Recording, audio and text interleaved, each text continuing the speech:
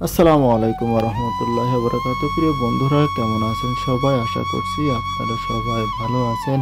আমি আল্লাহ পাকের অশেষ রহমতে ভালো আছি। আজ আমার পারিবারিক সবজির ক্ষেতের আরও একটি দৃশ্য আপনাদের মাঝে শেয়ার করতে আসলাম। আপনারা গত ভিডিওতে দেখেছেন যে ঢেঁড়স এবং আলু আমি এক প্লেট দিয়েছি ঢেঁড়স এবং আরেক প্লেটে দিয়েছি হলো আলু। সেটা আপনাদের মাঝে শেয়ার করছি এবং আছে পেঁয়াজ, আছে রসুন, উচ্ছে, এরপরে আছে বরবটি, এরপরে আছে আপনার বেগুন, পুঁই শাক, এরকম কয়েক পদের সবজি আমি লাগিয়েছি।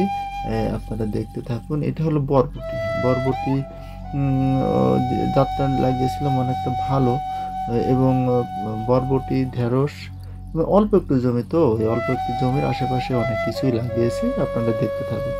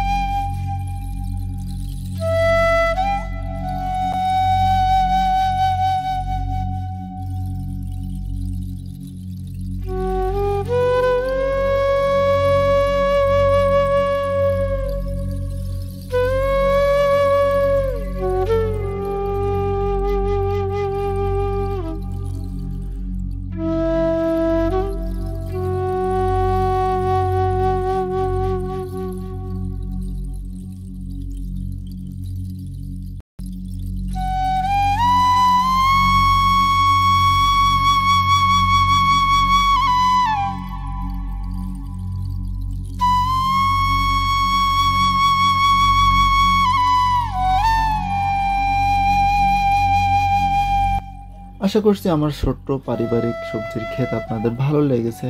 এখানে আপনার মরিচ গাছ আছে, আছে টমেটো গাছ। মানে আমি চেষ্টা করেছি যে সব কিছু সবজি অল্প অল্প করে লাগিয়ে, তো যদি এগুলো হয় দেখা যাচ্ছে একটা পরিবারে তো এত বেশি লাগে না। আপনারাও আপনাদের আশেপাশের জমিগুলা, এবং এর ভিতরে আছে ফলের গাছ, এর ভিতরে কিন্তু মাত্র ফলের গাছ আছে, পাশে মান কচু আছে।